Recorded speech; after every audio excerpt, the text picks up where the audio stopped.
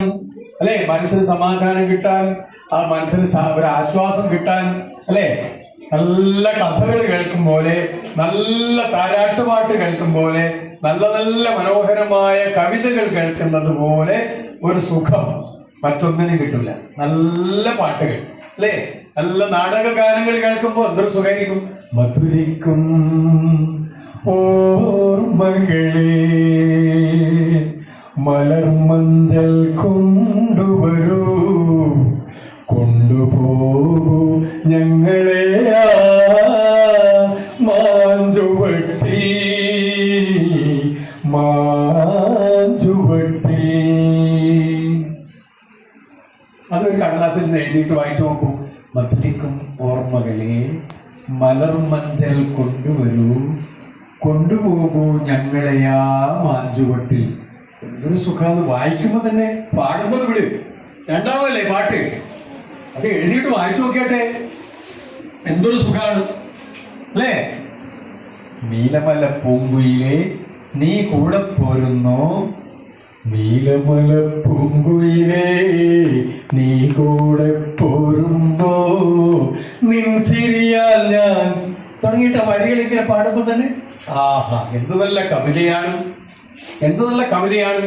സുമംഗലി നീ ഓർമ്മിക്കുമോ, സ്വപ്നത്തിലെങ്കിലും ഈ ഗാനം ഒരു ഗദ്ഗതമായി മനസ്സിലലിയും ഒരു പ്രേമ കഥയിലെ ദുഃഖഗാനം. സന്യാസിനി നിൻ പുണ്യാശ്രമത്തിൽ ഞാൻ സന്ധ്യാപുഷ്പവുമായി വന്നു, ആരും തുറക്കാത്ത പൂമുഖവാതിലിൽ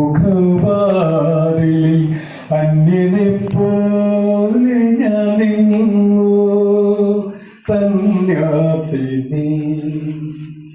ഈ വരികൾ വെള്ളക്കടലാസിൽ എഴുതിയിട്ട് ഒന്ന് വായിച്ചു നോക്കുമ്പോൾ തന്നെ ആ വരികൾക്കുള്ളിൽ ഒരുപാട് മനോഹരമായ നമ്മളോട് സംസാരിക്കുന്നു. ആ വരികൾ നമ്മളോട് സംസാരിക്കുന്നുണ്ട്, അല്ലേ.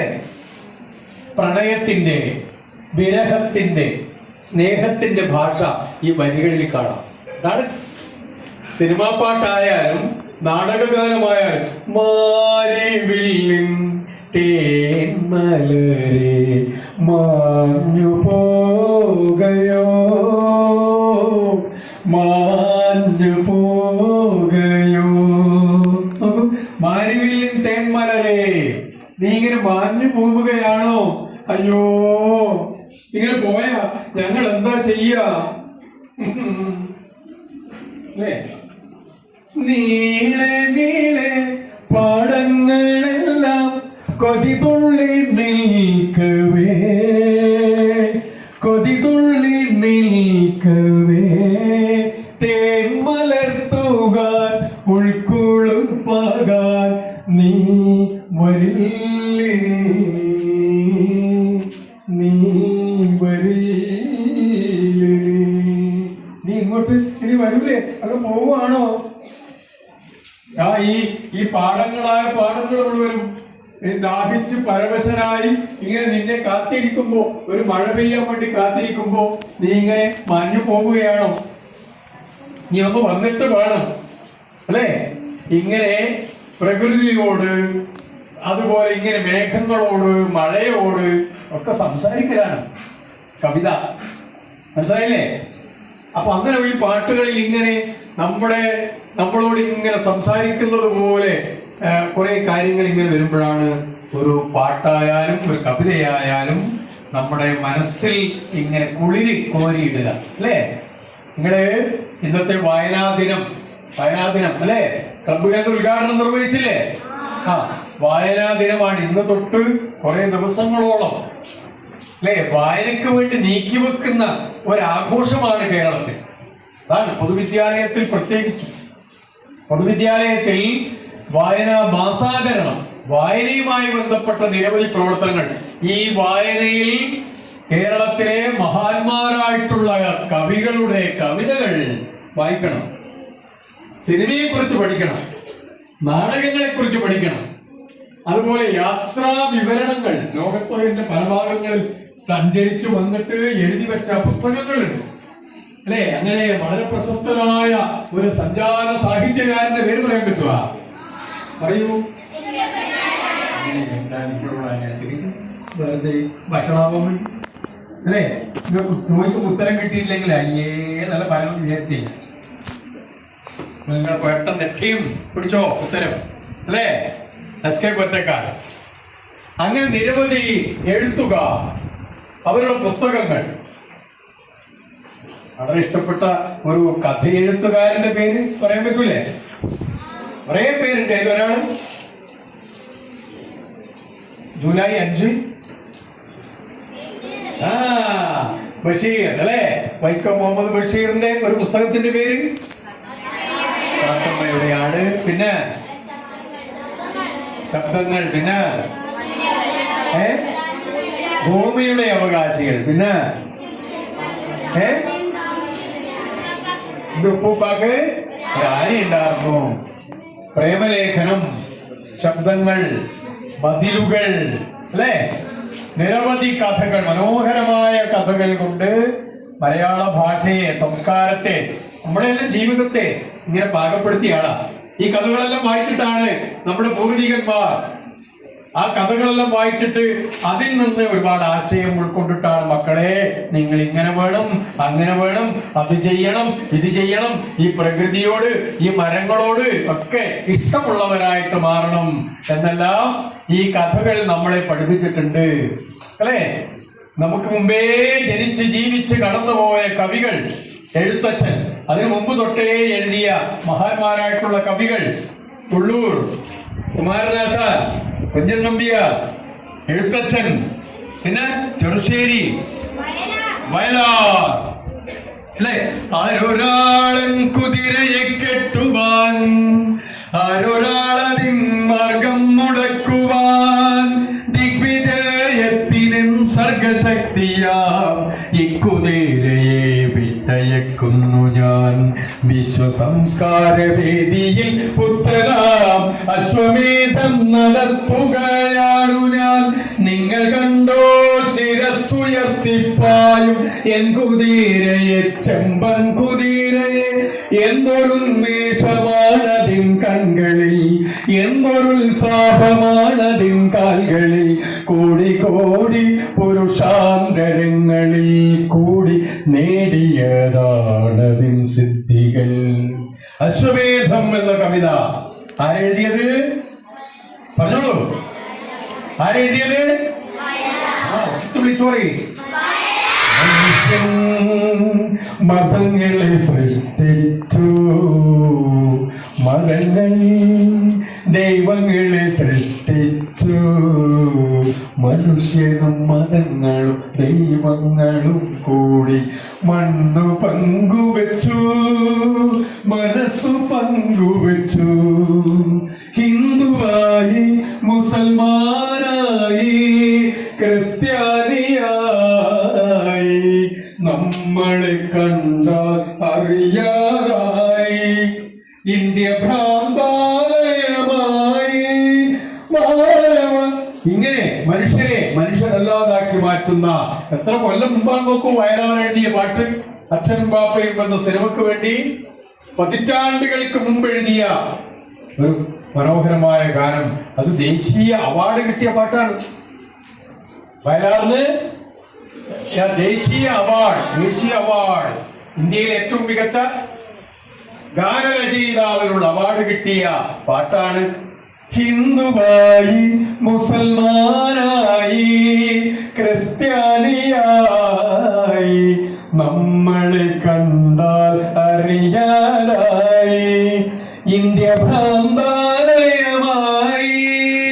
1000 യുഗങ്ങളിൽ ഒരിക്കൽ വരാറുള്ളോരവതാരങ്ങൾ എവിടെ? ദൈവം തെരുവിൽ മരിക്കുന്നു, മതങ്ങൾ ചിരിക്കുന്നു. ഇതിനിടയിൽ കുറച്ച് വരികളുണ്ട്. മതങ്ങൾ ഇങ്ങനെ പൊട്ടിച്ചിരിക്കുകയും ദൈവം തെരുവിൽ ഇങ്ങനെ പിടഞ്ഞു വീണ് മരിക്കുകയും ചെയ്യുന്നു. നോക്കൂ, ദൈവം വീണ് മരിച്ചു പോകുന്നു. ദൈവത്തിന് രക്ഷയില്ല. മതങ്ങൾ ഇങ്ങനെ രാക്ഷസരൂപം പൂണ്ട് ജനങ്ങളെ ആക്രമിക്കാൻ വരുന്നു, പരസ്പരം കലഹിക്കാൻ. അല്ലേ? കേരളത്തിലല്ലേ നമുക്ക് സമാധാനത്തോടെ ജീവിക്കാൻ പറ്റുന്ന നാട്? അല്ലേ? കേരളത്തിന് പുറത്ത് മറ്റു പല സംസ്ഥാനങ്ങളിലും ജാതിയുടെ പേരിൽ, മതത്തിന്റെ പേരിൽ, ദൈവത്തിന്റെ പേരിലെല്ലാം വലിയ കലഹങ്ങൾ ഉണ്ടാകുന്നു, പലതരത്തിലുള്ള അക്രമങ്ങൾ ഉണ്ടാകുന്നു. ജാതി, താഴ്ന്ന ജാതിയിൽപ്പെട്ടവർക്ക് ഇന്ന് മനുഷ്യരെ പോലെ ജീവിക്കാൻ പറ്റുന്നില്ല.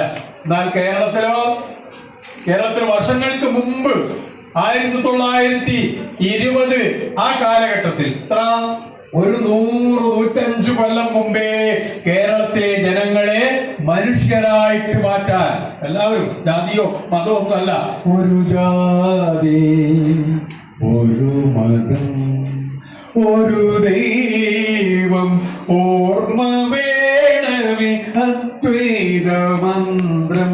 ഒരു ജാതി ഒരു മതം ഒരു ദൈവം മനുഷ്യന്. ആരാ ഇങ്ങനെ പറഞ്ഞത്? ശ്രീനാരായണ. ജാതി ഏത് ജാതിയായാലും മനുഷ്യൻ, മതം ഏതായാലും മനുഷ്യൻ നന്നായാൽ മതി. അല്ലെ? ഒരു ജാതി ഒരു മതം ഒരു ദൈവം മനുഷ്യന് എന്ന് ശ്രീനാരായണ പറഞ്ഞു. അദ്ദേഹത്തിന്റെ ശിഷ്യന്മാരിൽ ഒരാളായ അയ്യപ്പൻ, സഹോദരൻ അയ്യപ്പൻ എന്താ പറഞ്ഞതെന്നറിയാം? ജാതി വേണ്ട, മതം വേണ്ട, ദൈവം വേണ്ട മനുഷ്യൻ. ശ്രീനാരായണ പറയുന്നു ഒരു ജാതി ഒരു മതം ഒരു ദൈവം മനുഷ്യൻ. അദ്ദേഹത്തിന്റെ ശിഷ്യൻ അയ്യപ്പൻ പറയുന്നു ജാതി വേണ്ട, മതം വേണ്ട, ദൈവം വേണ്ട മനുഷ്യന്.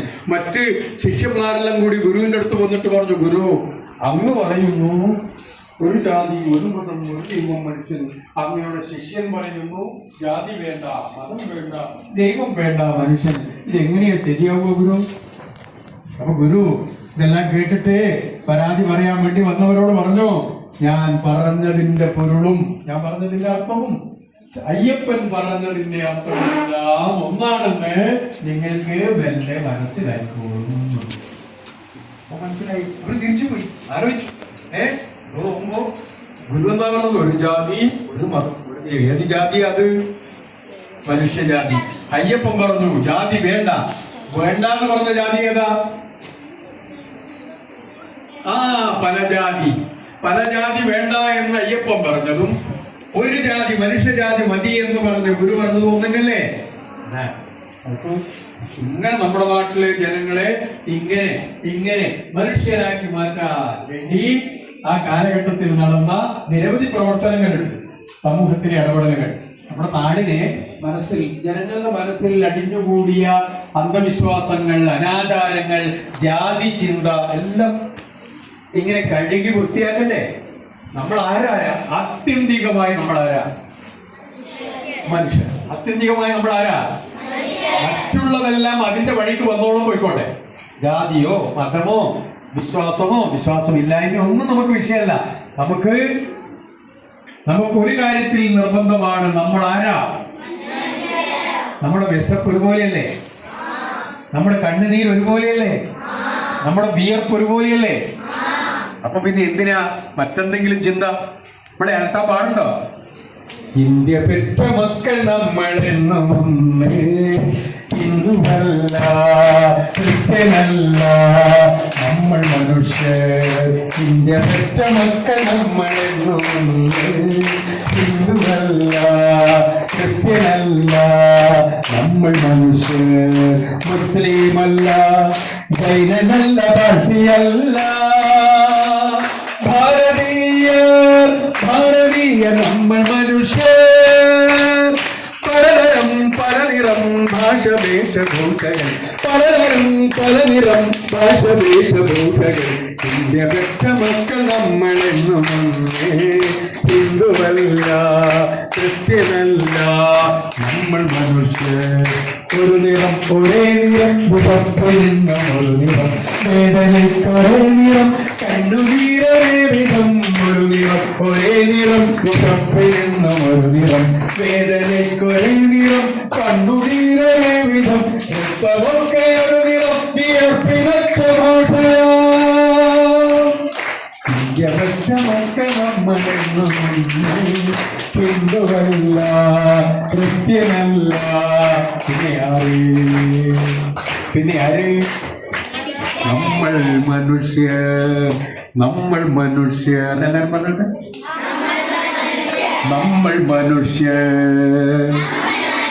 നമ്മൾ മനുഷ്യരല്ല എന്ന് എപ്പോഴെങ്കിലും തോന്നുന്നുണ്ടെങ്കിൽ ഞാൻ എന്റെ ജാതി, എന്റെ മതം എന്നതിനാണ് കൂടുതൽ പ്രാധാന്യം കൊടുക്കുന്നിടത്ത് മനുഷ്യനല്ലാണ്ടായി മാറും. അവിടെ നല്ലോണം ആലോചിച്ചു കേട്ടാ. എവിടെ ഞാൻ എന്റെ ജാതി, എന്റെ മതം എന്ന് പറഞ്ഞിട്ട് എന്റെ ദൈവമാണ് ഏറ്റവും പ്രധാനപ്പെട്ട ദൈവം, എന്റെ മതമാണ്, എന്റെ ജാതിയാണെന്ന് എപ്പോ നമ്മുടെ മനസ്സിലേക്ക് അനാവശ്യമായി കയറി വരുന്നോ അപ്പോ നമ്മളല്ലാണ്ടായി മാറും. കുട്ടികളല്ലാണ്ടായി മാറും. ചെറുപ്പക്കാരല്ലാണ്ടായി മാറും. കർഷകരല്ലാതായി മാറും. പ്രായമുള്ളവരല്ലാണ്ടായി മാറും. അവരെല്ലാം ഓരോരോ പ്രത്യേക വിഭാഗമായി മാറും അല്ലേ? അതിനു പകരം നമ്മൾ ആരാണ്? നമ്മളെപ്പോഴും ആ ചിന്ത അല്ലേ? അപ്പൊ നമ്മള് മനുഷ്യരാണെങ്കിൽ ഒരു പുഞ്ചിരി മറ്റുള്ളവർക്കായി ഞാൻ പൊഴിക്കവേ ഉദിക്കയാണെന്നാത്മാവിൽ 1000 സൗരമണ്ഡലം. അക്കിത്തം അച്യുതൻ നമ്പൂതിരി കേട്ടില്ലേ അല്ലേ? പുഴക്കരിപ്പൊടി വിതറിയ ഭാവി പുഴക്കുമഞ്ഞ പൊടി തൂങ്ങിയ പോൽ ഹൃദയാസമയങ്ങൾ. പുഴക്കരിപ്പൊടി വിതറിയ ഭാവി പുഴക്കുമഞ്ഞ പൊടി തൂങ്ങിയ പോൽ ഹൃദയാസമയങ്ങൾ. ഉഴക്കുനിയിൽ പഞ്ചപ്രാണമരുത്തും തെളിയുമ്പോൾ ഉയരെ കാർത്തികമാസമൊരുത്തി പുസ്തകപത്മങ്ങൾ തിരിച്ചിരുന്നു പൂജാറി അരക്കുമി. പിന്നെ ഇതലിൻ മോണയിൽ അവശേഷിച്ചൊരു പുസ്തക വിജ്ഞാനം. അഭിമലരപ്പം പായസമമ്മ നിവേദ്യമൊരുക്കുമ്പോൾ അച്ഛനെത്തിരിക്കുന്നു. അഭിമലരപ്പം പായസമമ്മ നിവേദ്യമൊരുക്കുമ്പോൾ അച്ഛനെത്തിരിക്കുന്നു. ഗണപതയേ നമോ നമഃ. സംസരസത്വൈ നമഃ. വന്ദ്യാസായ നമോ നമഃ. ഗുരുഭ്യോ നമാമ്യഹം. അക്കിത്തം അച്യുതൻ നമ്പൂതിരി എന്ന് പറയുമ്പോ എന്റെ മനസ്സിൽ പെട്ടെന്ന് ഒരു പാട്ട് ഇങ്ങനെ കയറി വന്നതാണ്. ആരെഴുതിയത്? അപ്പൊ മറ്റുള്ളവരുടെ സങ്കടങ്ങൾ അക്കിത്തം പറഞ്ഞിട്ടുണ്ട്. ഒരു പുഞ്ചിരി മറ്റുള്ളവർക്കായി ഞാൻ പൊഴിക്കവേ അല്ലേ? ഒരു പുഞ്ചിരി മറ്റുള്ളവർക്ക് വേണ്ടി ഞാൻ എന്തെങ്കിലുമൊക്കെ സഹായിക്കുമ്പോ എന്റെ മനസ്സിൽ 1000 സൂര്യന്മാർ ഉദിച്ചതുപോലെയാണ്. നോക്കൂ, മറ്റുള്ളവരെ സഹായിക്കുമ്പോൾ, അവരെ ആശ്വസിപ്പിക്കുമ്പോൾ, അവരെ സമാധാനിപ്പിക്കുമ്പോ അങ്ങനെ പറയല്ലേ നമ്മൾ ചില സന്ദർഭത്തിൽ സങ്കടം പെട്ട് പ്രയാസപ്പെടുന്നിടത്ത് പോയിട്ട് അവരെ സങ്കടത്തിന്റെ ഒപ്പം കൂടും, എന്നിട്ട് അവരെ ആശ്വസിപ്പിക്കും. കരയേണ്ട അല്ലേ? അങ്ങനെ പറയില്ലേ? സമാധാനിക്കൂന്ന് പറയല്ലേ? അപ്പൊ അങ്ങനെ ആശ്വസിപ്പിക്കുമ്പോ എന്റെ മനസ്സിൽ 1000 സൂര്യന്മാർ ഉദിച്ചതുപോലെയാണ്. അതാണ് ഒരു എന്താ അന്യ ദുഃഖങ്ങൾ അപാര സമുദ്രങ്ങൾ. എന്റെ ദുഃഖം വെറും കടൽ ശംഖുകൾ. മറ്റുള്ളവരുടെ സങ്കടങ്ങൾ വലിയ കടൽ പോലെയാണെന്നും എന്റെ സങ്കടം കടൽ ശംഖു പോലെ ചെറുതാണെന്നും വിചാരിക്കണം. അതല്ല, എന്റെ സങ്കടം കടൽ പോലെയാണെന്നും മറ്റുള്ളവരുടെ സങ്കടം കടൽ ശംഖു പോലെ ചെറുതാണെന്നും നമ്മൾ വിചാരിച്ചാൽ നമ്മൾ മനുഷ്യരല്ലാണ്ടായി മാറും. മനസ്സിലായല്ലോ അല്ലേ? നമ്മളെക്കാൾ വേദനിക്കുന്നവർ ഒരുപാടുണ്ട്, നമ്മളെക്കാൾ സങ്കടപ്പെടുന്നവരുണ്ട്, നമ്മളെപ്പോലെ ഭക്ഷണം വേണ്ടത്ര കഴിക്കാനില്ലാത്ത നിരവധി ആളുകളുണ്ട്, കുട്ടികളുണ്ട്. കേരളത്തിന് പുറത്തു നോക്കൂ, നോക്കൂ, ഇസ്രായേലിന്റെ ആക്രമണത്തിൽ എത്രയെത്ര കുഞ്ഞു മക്കളാണ് പിടഞ്ഞു വീണ് മരിച്ചത്, കണ്ടില്ലേ? ഞങ്ങൾ ഈ കഴിഞ്ഞ കുറച്ചു നാൾ മുമ്പ് തലശ്ശേരിയിൽ ഒരു യുദ്ധവിരുദ്ധ റാലി നടത്തി. ഇനിയൊരു യുദ്ധം വേണ്ട, ഇനിയൊരു യുദ്ധം വേണ്ട, നാഗസാക്ഷികൾ ഇനി വേണ്ട, ഹിരോഷിമകളും ഇനി വേണ്ട. ഇനിയൊരു യുദ്ധം വേണ്ട, ഇനിയൊരു യുദ്ധം വേണ്ട,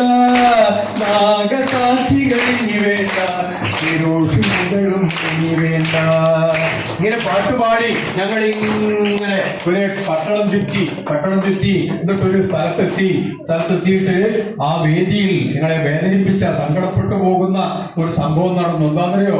പലസ്തീനിൽ യുദ്ധത്തിൽ പിടഞ്ഞു വീണ് മരിച്ച കുട്ടികളുടെ പേര് ഇങ്ങനെ ആ വേദിയിൽ വെച്ചിട്ട് ഓരോ കുട്ടിയുടെയും പേര് വിളിച്ചു വായിച്ചു.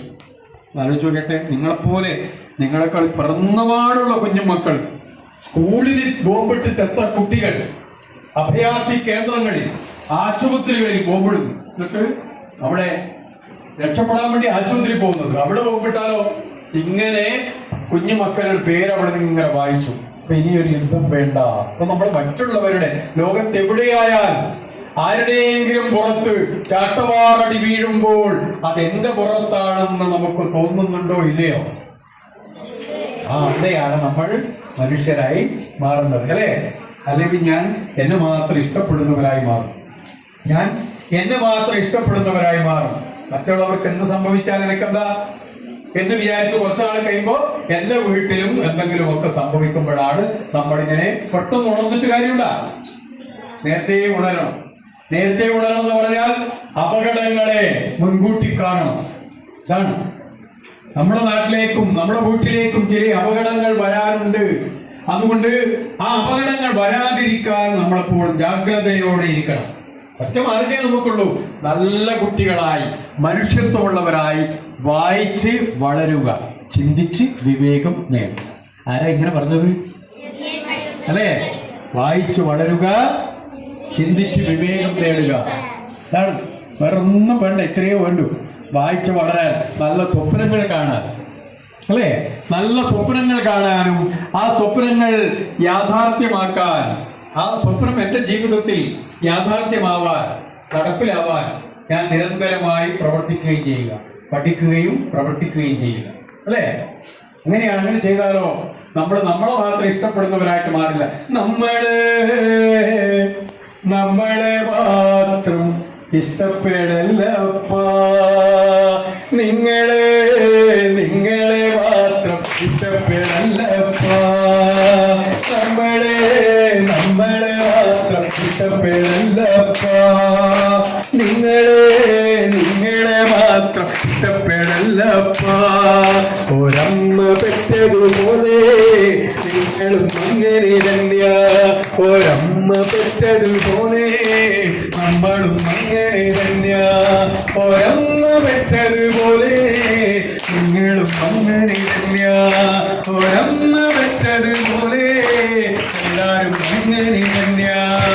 നമ്മളെ മാത്രം ഇഷ്ടപ്പെടല്ലപ്പാ, നിങ്ങളെ മാത്രം ഇഷ്ടപ്പെടല്ലപ്പാ.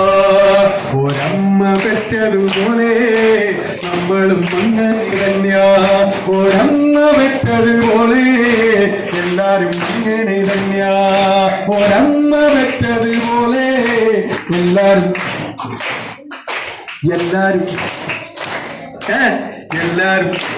തന്നെയാ, എല്ലാരും ഒരമ്മ പെറ്റതുപോലെ, ഒരമ്മ പെറ്റതുപോലെ നമ്മളെ മാത്രം ഇഷ്ടപ്പെടല്ലപ്പാ, നിങ്ങളെ ഇഷ്ടപ്പെടല്ലപ്പാ, നമ്മളെ മാത്രം നിങ്ങളെ ഇഷ്ടപ്പെടല്ലപ്പാ. ഒരമ്മ പെറ്റതുപോലെ നമ്മളും അങ്ങനെ തന്നെയാ, ഒരമ്മ പെറ്റതുപോലെ നമ്മളും, ഒരമ്മ പെറ്റതുപോലെ നിങ്ങളും അങ്ങനെ തന്നെയാ, ഒരമ്മ പെറ്റതുപോലെ നിങ്ങളും അങ്ങനെ തന്നെയാ.